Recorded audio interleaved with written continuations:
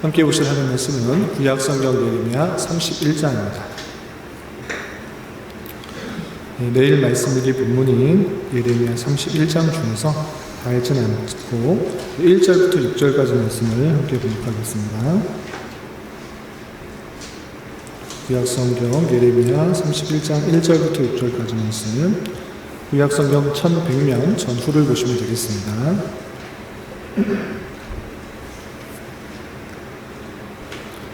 1절부터 함께 보도록 합니다.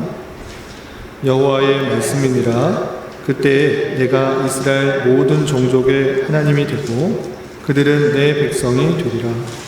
여호와께서 이같이 말씀하시니라. 칼에서 벗어난 백성이 광야에서 은혜를 입었나니 곧 내가 이스라엘로 안식일을 얻게 하러 갈 때라.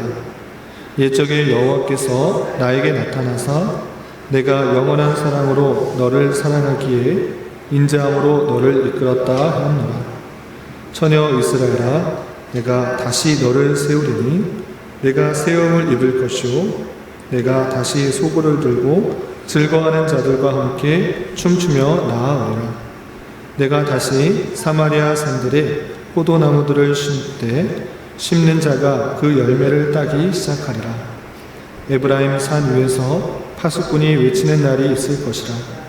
이르기를 너희는 일어나라. 우리가 시온에 올라가서 우리 하나님 여호와께로 나아가자 하리라. 아멘. 잘 오셨습니다. 오늘 함께 살펴볼 하나님 말씀은 예레미야 31장입니다. 우리가 5월 달에는 시편의 말씀을 읽었는데 6월 달에서는 예레미야서의 뒷부분을 읽어나가게 됩니다. 4월 달에 예레미야 1장부터 30장까지 배웠는데 혹시 좀 기억이 나시나요? 너무 1월 달부터 구약성경을 쭉 해가지고 어려울 것 같아서 잠시 띄어서 읽었더니 이제 예레미야에 대해서 어떤 내용이 있었는지 잘 기억이 나지 않을 것 같아서 잠깐 복습하고 오늘 말씀 통해서 교훈 받도록 하겠습니다. 우리가 수요 성경 공부 시간에도 각 성경의 결과를 살펴볼 때 예레미야를 살펴보았습니까? 안 보았습니까? 네, 살펴보았습니다. 지금 선지서들을 살펴볼 때 선지서 중에 하나인, 특별히 대선지서 중에 하나인 예레미야의 계관을 살펴보았습니다. 그 내용을 다시 한번 복습해서 생각해보면 이스라엘이 완전히 멸망할 그때쯤인 것입니다. 특별히 이스라엘이 북이스라엘과 남유다로 나뉘어졌고 북이스라엘은 아수르에게 멸망당하게 되고 또 남유다는 또 바벨론에 의해서 멸망을 하게 되는데 이 바벨론에 의해서 몇 번의 포로로 끌려가는지 혹시 기억나십니까? 세 번의 포로로 끌려갑니다. 첫 번째, 두 번째, 세 번째인데 1차 포로로 끌려갈 때 대표적인 선지자 누가 끌려갔죠? 다니엘과 왕과 귀족들이 끌려갔습니다. 2차 포로 때는 누가 끌려갔죠? 선지자 중에 에스겔 선지자가 끌려갔습니다. 그런데 이 1차, 2차 포로를 끌려가는 것을 다 목도한 선지자가 있었으니 그가 다름 아니라 예레미야 선지자인 것입니다. 예레미야 선지자는 요시야 13년, 그러니까 1차 포로로 끌려가기 전부터 하나님의 말씀을 받아서 이제 앞으로 바벨론에 의해서 포로로 끌려갈 것이고 멸망하게 될 것을 다 듣고 있었던 것입니다. 그런 현상을 다 지켜보고 그 남유다에 남아있으면서 앞으로 너희들이 그 바벨론에 의해서 멸망당할 것이니 너희들이 살 길을 방어하지 말고 그들에게 저항하지 말고 끌려가라. 포로로 끌려가라. 그것이 살 길이다. 그런 것들을 알려줬던 선지자인 것입니다. 특별히 그 하나님의 택하신 백성들이 왜 이방 나라 바벨론에 의해서 끌려가는가 라고 할 때 그들이 죄를 지었기 때문에 그냥 끌려가는 것이 아니라 고강부터 그 백성애들까지 모든 사람이 부패하고 타락하였기 때문에 그 죄악으로 말미암아 심판의 성격으로 그 북방의 민족인 갈대아 민족인 그 바벨론에 의해서 포로로 끌려갈 것을 계속적으로 선포하고 알려줬던 것입니다. 그래서 예레미야 선지자는 다양한 행동 예언, 상징 예언을 통해서 너희들이 포로로 끌려갈 것을 알려주었고, 그런데 그냥 포로로 끌려가는 것에서 그치는 것이 아니라 하나님께서 그 포로에서 회복시켜 주실 것이다. 이것들을 예언하는 것입니다. 그러면 예레미야가 몇 년 만에 다시 되돌아올 것을 예언했습니까? 70년 만에 되돌아올 것이다. 이것을 예언했던 것입니다. 그래서 하나님께서 심판하셔서 그치는 것이 아니라 다시 회복하는 것들도 말씀해 주는데, 특별히 예레미야 30장부터 33장까지 하나님께서 은혜를 베풀어 주셔서 그 백성들을 다시 회복시켜 주시고 다시 언약을 맺어 주셔서 그 백성들이 다시 고국으로 돌아와서 하나님의 은혜 가운데 온전한 나라를 이루게 될 것을 약속하는 부분이 30장부터 33장까지입니다. 그리고 하나님의 예언대로 또 예레미야가 선포한 대로 그 심판이 실제로 이루어지는 장면이 34장 이하 45장까지 계속적으로 나오고 있는 것을 볼 수 있습니다. 오늘 30장부터 33장까지 회복의 예언을 하는 그 말씀 중에 본문이 있는데, 이 31장에서는 어떻게 하나님께서 그 백성들을 포로에서 회복시키시고 어떤 약속들을 하시는지 내용을 살펴보도록 하겠습니다. 31장은 1절부터 40절까지 아주 길게 되어 있습니다. 한 절 한 절 살펴보기는 좀 너무 기니까 핵심적인 내용을 세 부분으로 요약하겠습니다. 첫 번째 단락 1절부터 17절까지는 하나님께서 평화와 영광과 기쁨으로 하나님께서 그 백성들을 회복시키겠다는 내용이 나오고요. 18절부터 30절까지는 그냥 회복시키는 것에서 그치는 것이 아니라 그 백성들, 그 포로로 끌려갔던 백성들이 회개하고 또 돌이키는 모습 가운데 다시 회복을 주실 것을 약속하는 것입니다. 그렇다면 유대 민족들이 어떻게 해서 회개를 하게 되는지 좀 이따 살펴보도록 하고, 그리고 마지막 31절부터 40절까지는 새롭게 언약을 주셔서 또 그 보증, 그 약속의 보증으로 예루살렘이 다시 재건되고 회복될 것을 약속하는 부분으로 나와 있습니다. 31장에서만 회복과 또 구원을 선포하는 것이 아니라 계속적으로 나올 것인데, 31장의 내용을 통해서 교훈받을 수 있는 것들을 좀 알아보도록 하겠습니다. 우선 하나님께서 그 범죄로 말미암아, 죄악으로 말미암아 포로로 끌려가게 하는 그 심판 가운데서 어떻게 회복시키시겠다고 하시는지 그 내용을 좀 보도록 하겠습니다. 31장 1절 보시면, 여호와의 말씀이니라 그때에 내가 이스라엘의 모든 종족의 하나님이 되고 그들은 내 백성이 되리라. 이것이 하나님께서 약속해 주신 것입니다. 특별히 은혜 언약, 은혜롭게 맺어주시는 약속이라고 표현하는데, 이스라엘 백성들이 어떠함 때문에 내가 그 백성이 되는 것이라기보다는 부패하고 타락한 백성임에도 불구하고 하나님께서 관계를 맺어주신 것입니다. 약속해 주신 것입니다. 내가 너희 하나님이 되고 너희들은 내 백성이 될 것이다. 이렇게 은혜롭게 약속을 해 주신 것입니다. 이 약속이 하나님께서 그 택하신 백성들에게 먼저 다가와 약속하신 것이기 때문에 그 관계의 회복을 약속해 주신 것입니다. 또한 어떤 표현입니까? 좀 건너뛰어서 4절과 5절에는 이런 표현도 있습니다. 4절 5절 처녀 이스라엘아 내가 다시 너를 세우리니 내가 새 힘을 입을 것이요 내가 다시 소고를 들고 즐거워하는 자들과 함께 춤추며 나아오리라. 내가 다시 사마리아 산들의 포도나무들을 심되 심는 자가 그 열매를 따기 시작하리라 했습니다. 앞서서는 그 나라가 완전히 멸망할 것들을 선언했는데 이제 하나님께서 회복시켜 주실 것이다. 다시 세워서 그 나라가 온전케 됨으로 말미암아 이곳저곳에서 악기를 들고 기뻐하며 찬양하는 그런 모습도 나오고, 또 그곳에 농사도 짓고 열매를 짓고 수확하는 그 모습들이 있을 것이다. 이렇게 말씀하시는 것입니다. 하나님께서 심판하셨지만 하나님의 때가 되면 반드시 회복하실 것이다. 이렇게 표현하고 있는 것입니다. 이렇게 하나님께서 그 백성들을 회복시키시는 데 있어서 또 구체적으로 어느 곳에서 그 백성들을 불러서 그렇게 회복하시는지도 구체적으로 또 말씀하시는 것입니다. 어떤 표현들인가 보시면 8절에는 이런 표현도 있습니다. 8절 보시면 보라 나는 그들을 북쪽 땅에서 인도하며 땅 끝에서부터 모으리라. 그들 중에는 맹인과 다리 저는 사람과 잉태한 여인과 해산하는 여인이 함께 있으며 큰 무리를 이루어 이곳으로 돌아오리라 라고 하고 있습니다. 북쪽뿐만 아니라 땅 끝에서부터, 북쪽은 바벨론이 있는 그곳인데 거기서부터의 회복뿐만 아니라 이곳저곳 땅 끝에서 정말 회복할 수 없을 것 같은 그 장소에서도 하나님께서 택하신 백성들을 다시 인도하내어서 몸이 불편한 자나 연약한 자나 할 것 없이 하나님께서 회복시켜서 그들을 하나님의 그 약속하신 그 땅으로 돌아오게 할 것을 예언하고 있는 것입니다. 또한 8절에 9절에서는 이런 표현이 있습니다. 9절 보시면 그들이 울며 돌아오리니 나의 인도함을 받고 간구할 때 내가 그들을 넘어지지 아니하고 물 있는 계곡의 고든 길로 가게 하리라.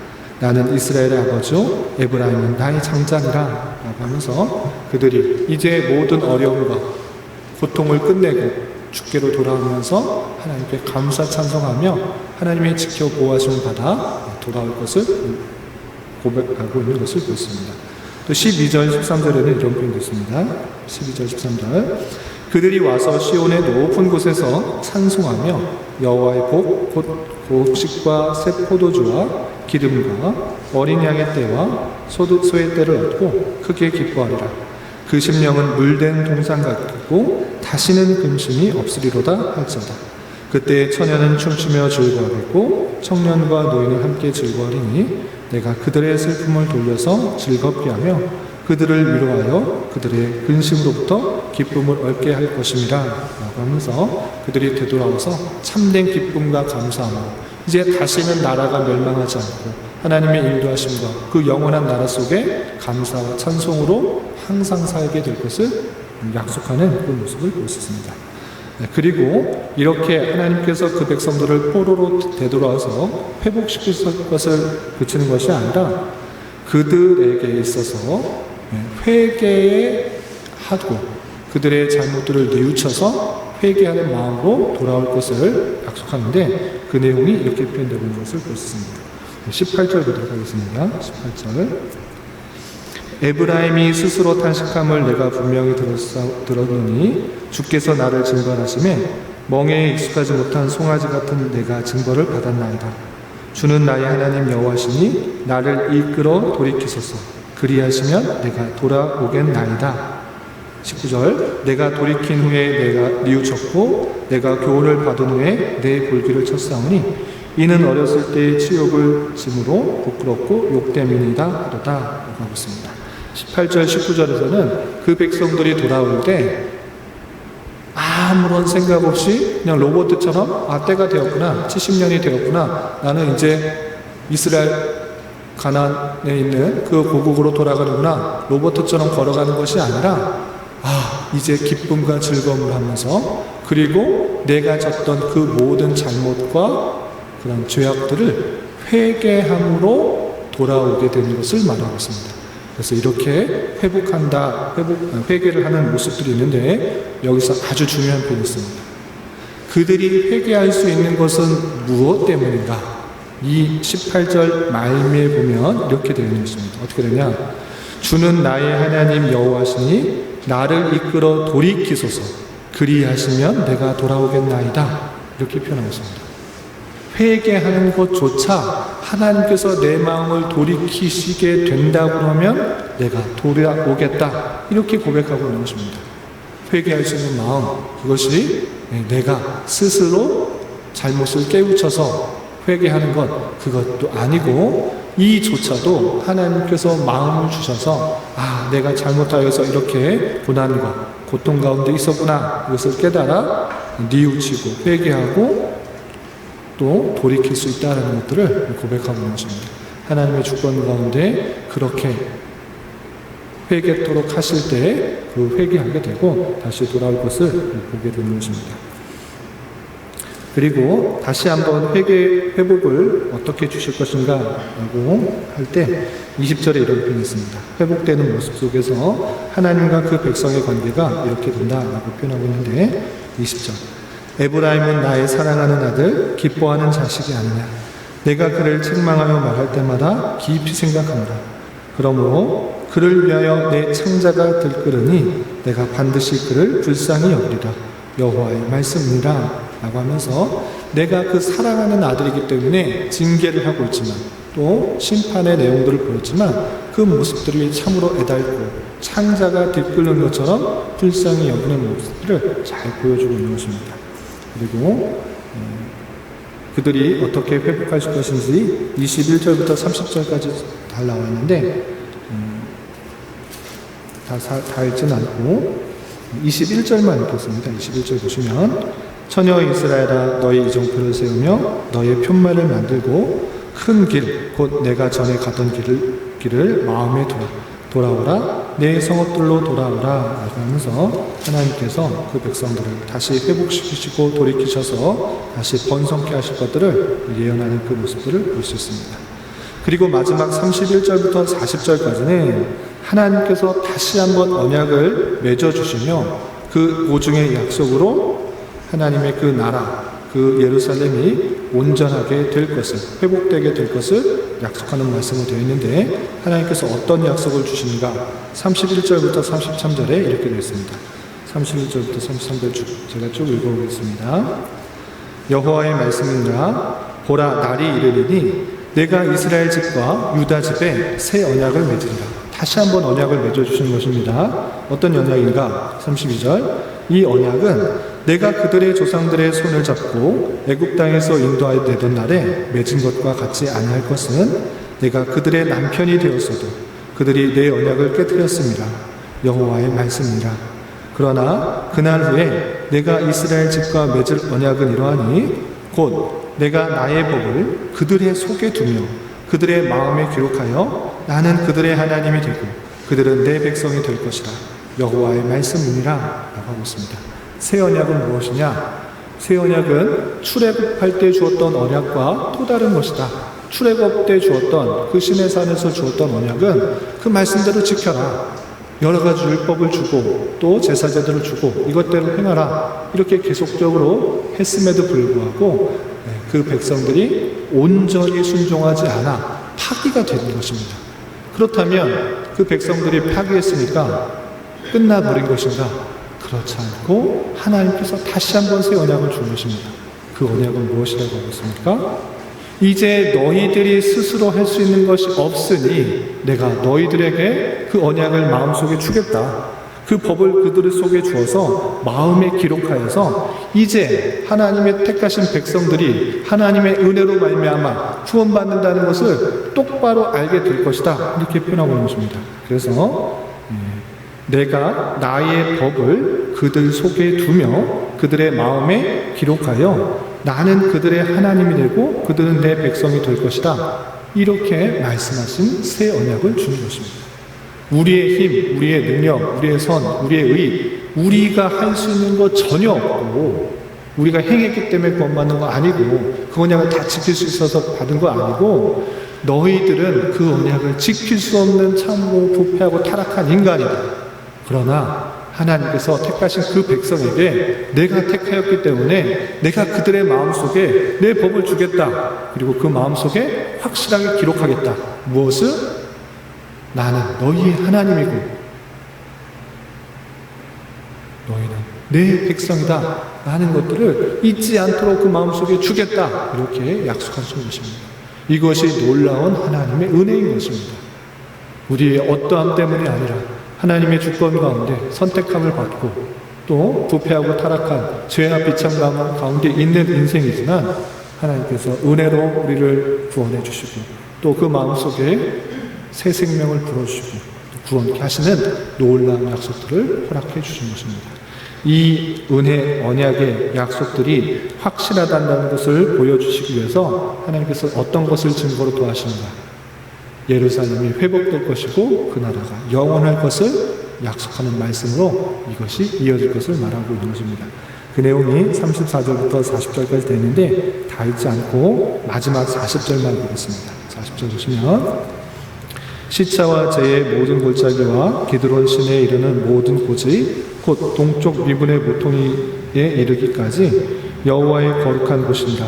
영원히 다시는 뽑거나 전복하지 못할 것이니라.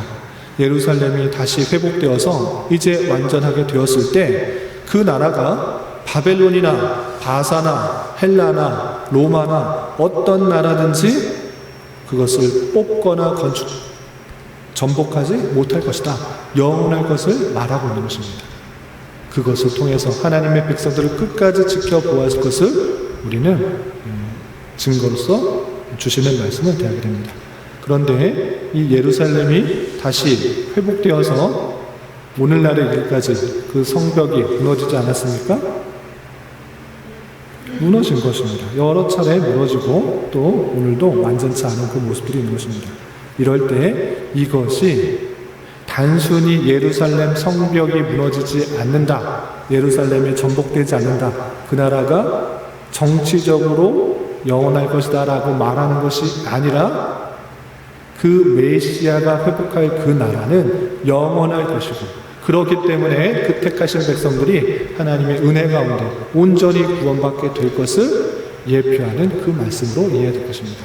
그리고 이 말씀이 단순히 북쪽에 끌려간 바벨론 백성들에게만 해당되는 것이 아니라 하나님의 택하신 백성들이 땅 끝까지 흩어져 있고 또 하나님의 은혜 가운데 다시 주께로 돌아와서 기쁨과 감사로 찬송하고 또 하나님의 그 영원한 나라 가운데 온전히 그 백성으로서의 면모를 계속적으로 유지하며 살게 될 것을 예언하는 말씀으로 되게 될 것입니다.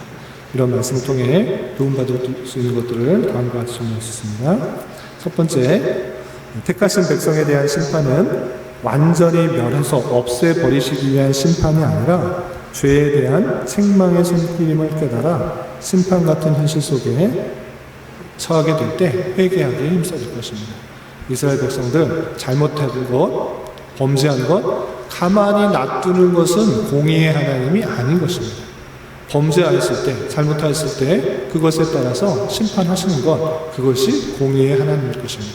그런데 중요한 것은 공의로서 그 잘못들, 죄악들을 심판하실 때 완전히 없애버리려고 하시는 것이 아니라 그 가운데 하나님의 놀라운 사랑들을 깨닫게 하기 위해서 심판 가운데 처하신다는 사실을 잊지 않으며 오늘날 우리가 다양한 힘든 상황, 환난과 같은 상황, 역경과 같은 상황, 그런 심판과 같은 어려운 상황이 찾아올 때 혹여나 나의 죄악으로 말미암는 하나님의 진노의 손길은 아닌지 징계의 손길은 아닌지 되돌아보며 삼가 회개하기, 내 잘못을 되돌아보는데 힘써야 될 것입니다.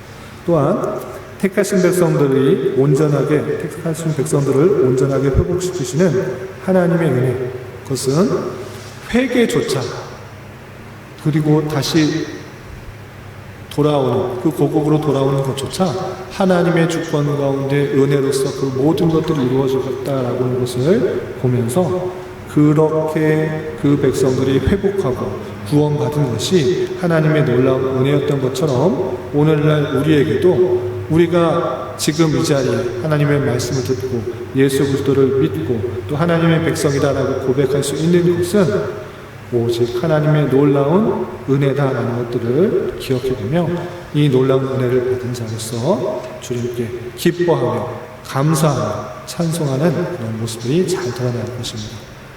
그 감사와 찬송을 속으로만이 아니라 겉으로 잘 드러내며 이웃 사람들에게 그 증거들을 잘 드러낼 수 있는 우리가 될 것입니다. 이런 저와 여러분이 되시기를 주님의 이름으로 부탁을 드립니다. 기도하겠습니다. 하나님 아버지 감사합니다. 오늘 말씀을 통해 하나님께서 이스라엘 백성들을 다시 회복시켜 주시겠다라고 약속하시는 말씀을 대하였습니다. 이런 말씀을 대하는 자로서 비록 당장에 심판 같은 현실이 찾아올지라도 너무 낭망하지 않게 하여 주시고 혹여나 택하신 백성들을 징계하시고 또한 연단하시는 손길로 알아 잘 감당하게 하여 주시며 하나님의 주권 가운데 죄악된 백성을 회복시키시며 구원해 주시는 놀라운 은혜를 깨달은 자로서 우리 또한 그 사랑과 자비를 힘입어 지금 이 자리에 있는 것에 더욱더 감사 찬송할 수 있는 자 되게 하여 주시옵소서. 주님, 이 시간 계속해서 우리에게 주어진 여러 가지 기도 제목을 가지고 주님 앞에 나아갑니다. 믿음으로 간구하는 은혜의 시간이 되게 하여 주시옵소서. 예수님의 이름으로 기도 올리옵나이다. 아멘.